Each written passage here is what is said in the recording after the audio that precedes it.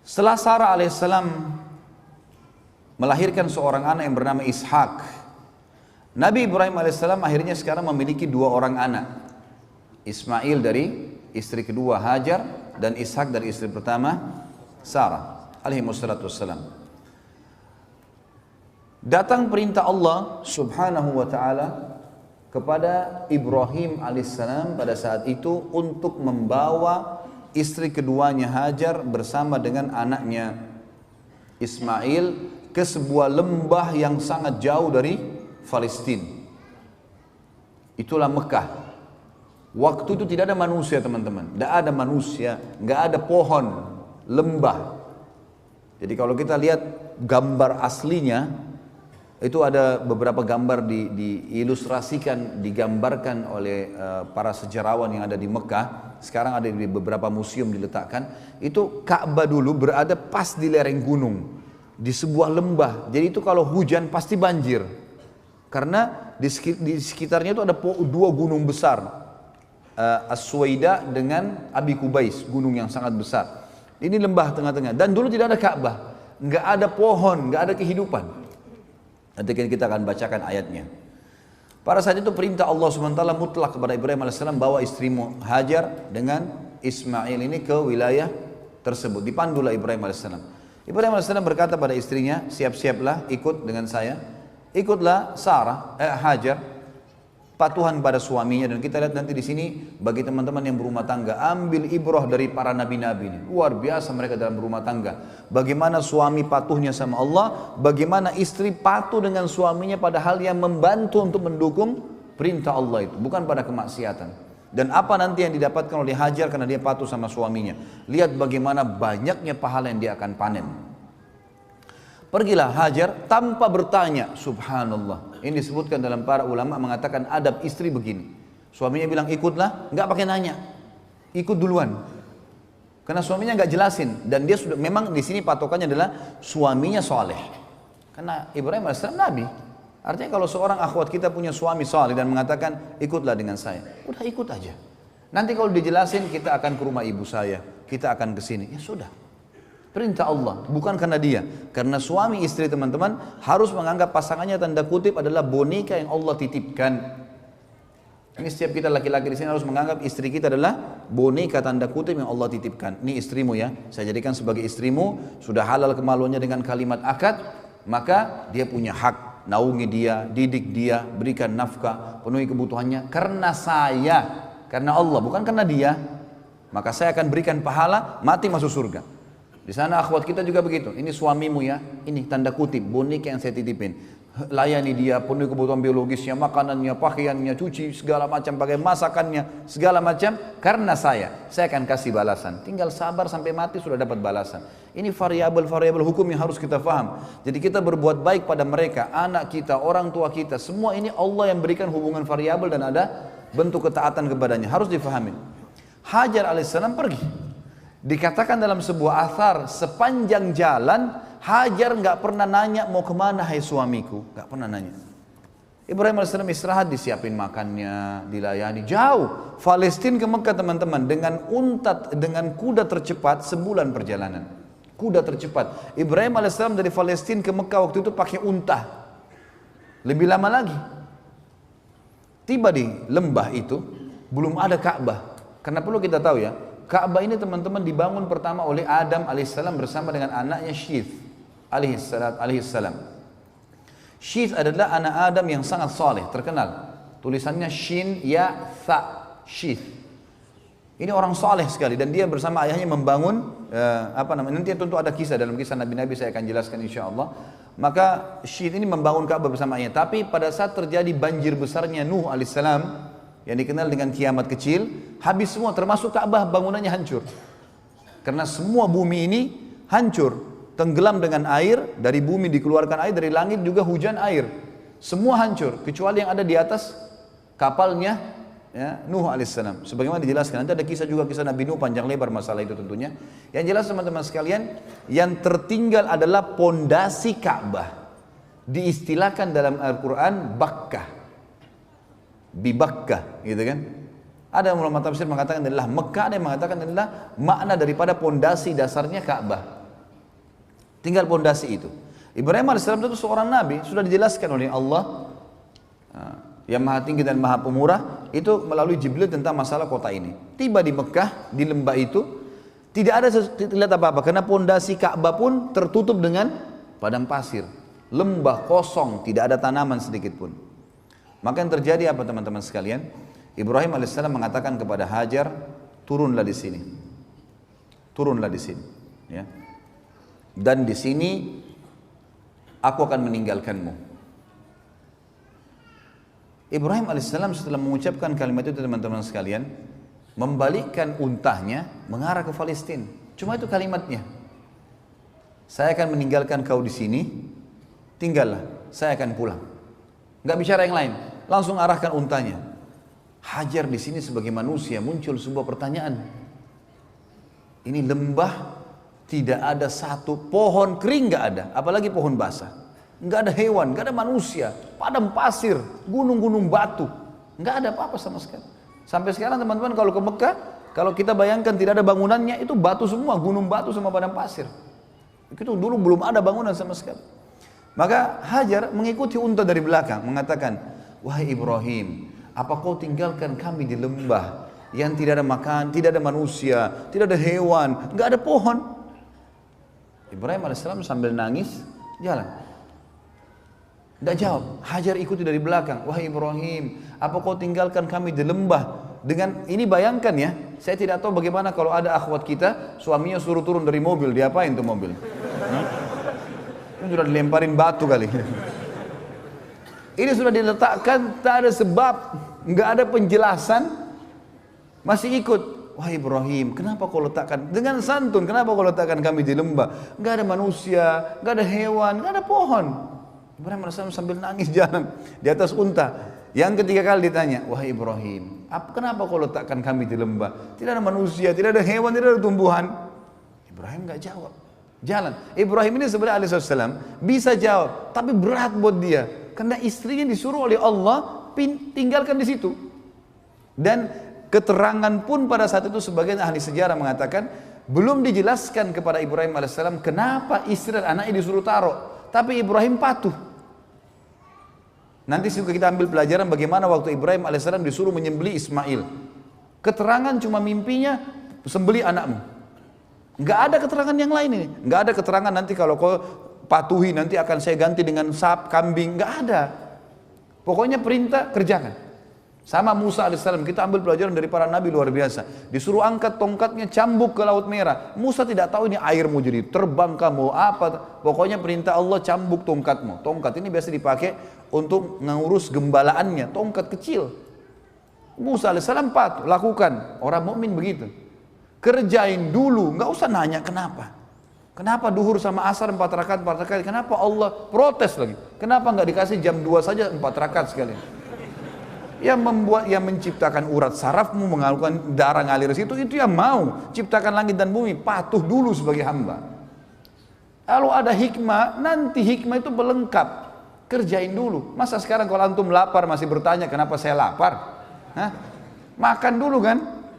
Nah iya, hilangkan dulu laparnya, nanti kemudian baru kita mencari tahu apa hikmahnya dan seterusnya. Yang jelas Ibrahim alaihissalam nangis. Karena Ibrahim cuma tahu perintah Allah, antar istri anakmu di lembah itu, turunkan, tinggalkan. Belum ada informasi apa-apa ini. Ibrahim alaihissalam lakukan. Makanya waktu Hajar tanya, apa yang mau dijelaskan? Perintah Tuhanku hanya suruh taruh kamu, selesai. Tapi Ibrahim berat katakan. Lalu kata Hajar alaihissalam, ini bukti keimanan yang luar biasa. Kata ulama, ini bermula daripada awal panen pahalanya Hajar yang sampai hari kiamat akan ada. Dia mengatakan apa? Allahu amaraka bihada. Sebentar Ibrahim, apakah Allah yang perintahkan kamu mengerjakan ini? Ibrahim tidak nyaut apa-apa, cuma nganggungin kepalanya. Gak bisa jawab. Hajar dikatakan dalam riwayat dengan suara yang merdu, dengan suara yang santun mengatakan, idzan la yudayyi'ana. Kalau begitu Allah tidak akan membiarkan kami. Artinya pulanglah Ibrahim, pergi kemana saja. Saya akan tinggal sama anak saya di sini. Di lembah teman-teman, tidak ada kehidupan, tidak ada manusia.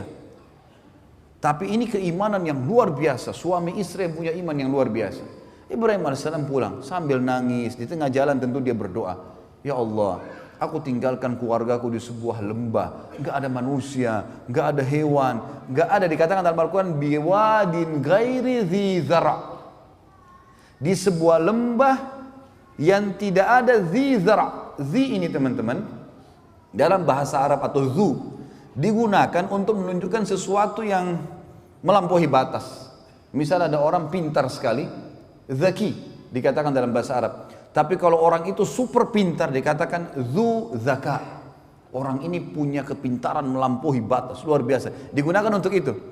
Apa kata Ibrahim? Saya meninggalkan keluarga saya, Allah, biwadin ghairi dhi zara', di sebuah lembah tidak ada zara', tidak ada daun batang pohon kering, nggak ada. Tapi kata Ibrahim, inda baitikal muharram, tapi di tempat lokasi rumahmu yang mulia. Nah, ayat ini menjelaskan kepada kita teman-teman sekalian kalau memang di situ ada pondasinya Ka'bah, sudah ada. Sebagaimana juga Allah berfirman dalam surah Al-Imran, surah nomor 3 ayat 96 tentang masalah Ka'bah. A'udzu billahi minasyaitonir rajim. Inna awwala baitin wudi'a lin-nasi lalladzi bi Bakkah mubarakan wa hudan lil alamin. Sesungguhnya rumah yang mula-mula dibangun untuk Allah beribadah, ya, agar manusia bisa beribadah kepada Allah di muka bumi adalah Baitillah di Bakkah. Yang tadi saya bilang di Bakkah. Bakkah ini bisa berarti Mekah sendiri atau bisa berarti memang dasarnya pondasi itu. Karena Allah sedang membicarakan inna awwala baitin, sesungguhnya rumah pertama untuk ibadah. Maka berarti yang dimaksud adalah pondasinya juga di sini bisa berarti gitu. Yang penuh dengan berkah dan petunjuk bagi seluruh alam semesta. Petunjuk bagi seluruh alam semesta. Kemudian teman-teman sekalian, setelah Ibrahim alaihissalam berdoa begitu, Ibrahim melanjutkan banyak tentu dalam ayat Al-Quran, ya, yang dikatakan ya Allah, mereka untuk mendirikan sholat, mereka untuk menunaikan zakat, utuslah kepada mereka manusia-manusia yang datang kepada mereka, ya, supaya bisa hidup, jangan mereka sendirian gitu. Tentu kita tinggalkan dulu kisah Ibrahim alaihissalam. Saya mau tutup teman-teman dengan kisah Hajar. Tentu insya Allah nanti malam ada sesi 2-nya kan, ya. Ini kalau antum mau ikutin tidak selesai-selesai ini kan, panjang ini ceritanya. Kita teman-teman sekalian, Hajar alaihissalam waktu ditinggal, manusia, seorang ibu, dia mulai lihat bekal airnya. Zaman dulu orang kendi dibuat dari kulit hewan, kulit unta, kulit kambing, kecil. Artinya beberapa sedotan habis. Waktu itu Ismail alaihissalam masih dalam susuan, baru setahunan umurnya, gitu kan. Maka Hajar alaihissalam melihat di sekitarnya, coba ikhtiar sebagai manusia, ada nggak kafilah lewat, ada nggak apa pohon bisa bernaung. Yang beliau lihat di situ gunung yang dia bisa jangkau. Tentu Mekah ada 2 gunung besar, As-Suwaida dengan Abi Qubais. Ini sulit, terlalu besar untuk dinaikin. Tapi ada gunung di situ, Safa dan Marwah. Gunung Safa dan Marwah. Ini bukit, gunung bisa terjangkau, bisa manusia bisa naik. Maka Hajar supaya bisa lihat dari jarak jauh, dia naik ke Safa. Naik ke Safa, dia lihat ke arah Marwah. Marwah cukup jauh yang kita tahu kan, itu kurang lebih 1 kilo jaraknya. Maka dia lihat ke sana. Nah teman-teman sekalian, di padang pasir, emang ini sudah menjadi sesuatu yang ilmiah pun sudah diteliti. Jadi ada fata morgana. Antum kalau melihat di padang pasir, teman-teman kalau pernah di Dubai, pernah di Saudi, di musim panas, kita kalau lagi jalan di jalan rayanya, itu dari kejauhan kita seperti lihat ada genangan air. Padahal nggak ada air. Itu fata morgana saja. Jadi itu rupanya pantulan dari wilayah lain yang ada air dengan cahaya matahari, dengan hikmah Allah SWT tentunya. Maka Hajar alaihissalam lihat ke arah gunung Marwah. Beliau lihat di sana ada genangan air, pantulan dari tempat lain gitu. Maka Hajar alaihissalam melihat di sekitarnya semua padang pasir, di sana ada genangan air di Marwah. Dia turun dari gunung Safa menuju ke Marwah. Di tengah-tengah lembah, beliau berlari kecil untuk membantu dirinya supaya bisa naik ke Marwah. Naiklah ke atas. Naik ke Marwah nggak ada air. Dia balik lagi arah matanya ke arah Safa, dilihat di Safa ada air.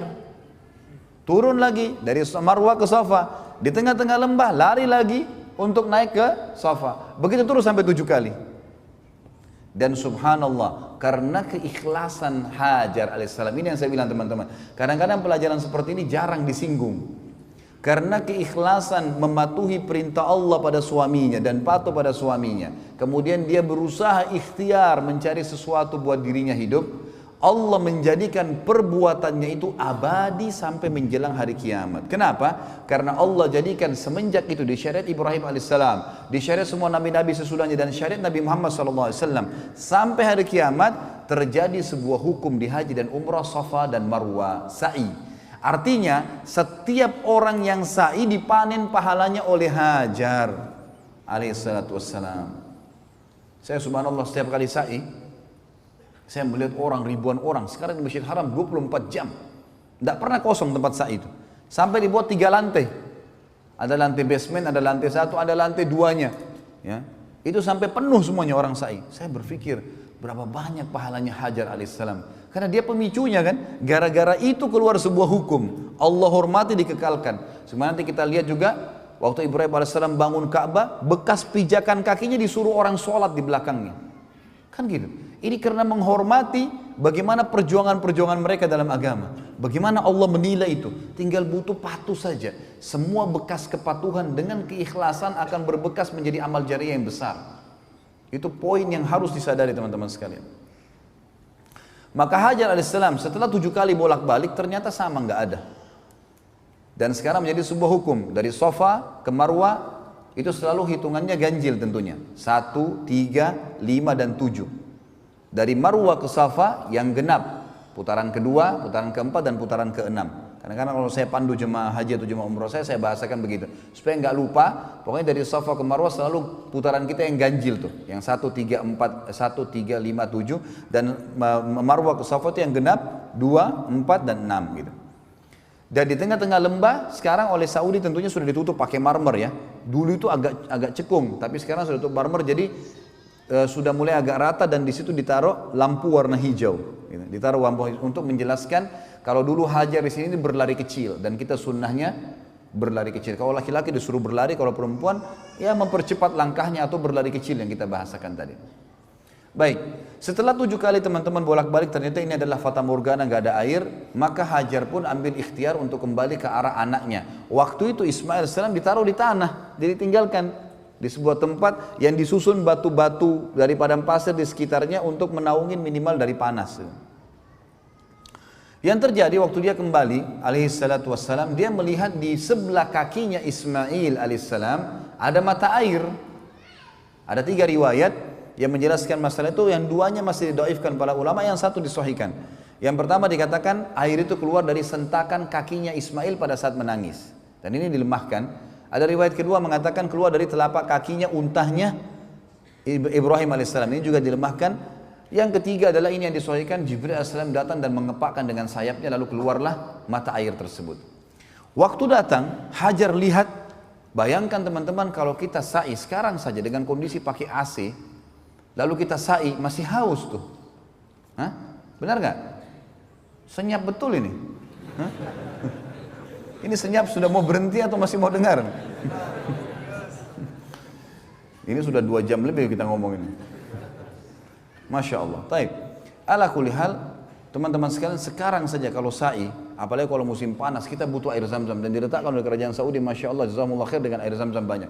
Bayangkan zaman dulu Hajar alaihissalam, plong terbuka, tidak ada atap, lari-lari nyari air dari 7 kilo nih, sekilo itu ke 7 kilo, lari.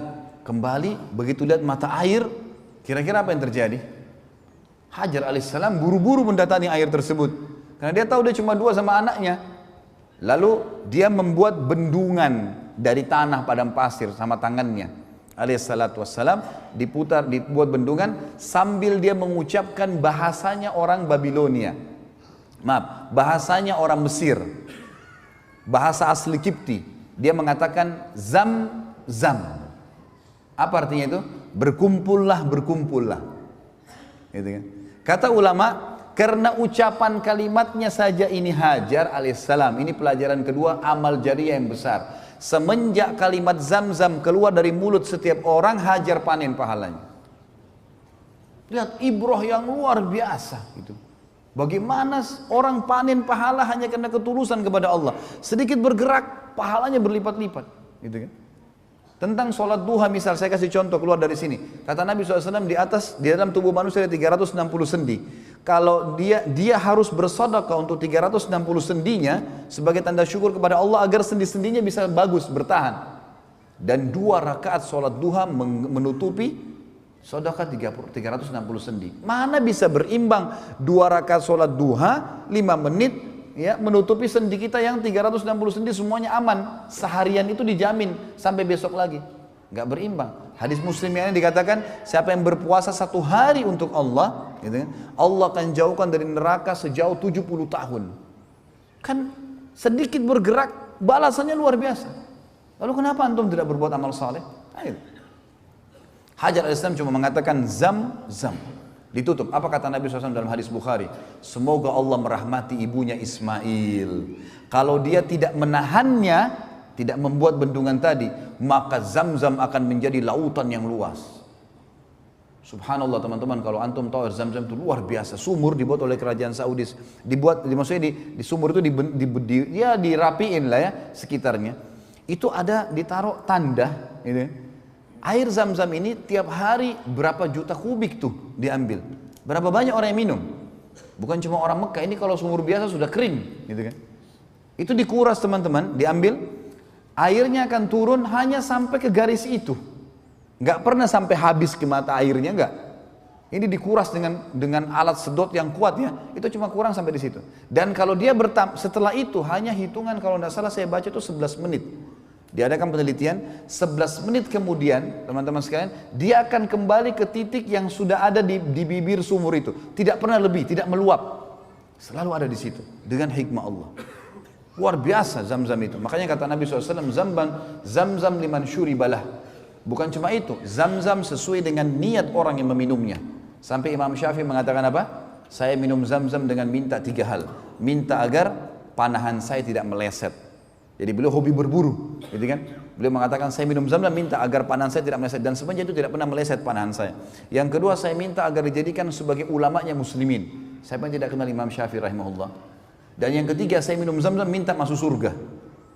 Orang faham, ulama faham tentang masalah hadis Nabi SAW, zam-zam luar biasa. Dan semenjak orang minum zam-zam, ya, maka Hajar pun panen pahalanya.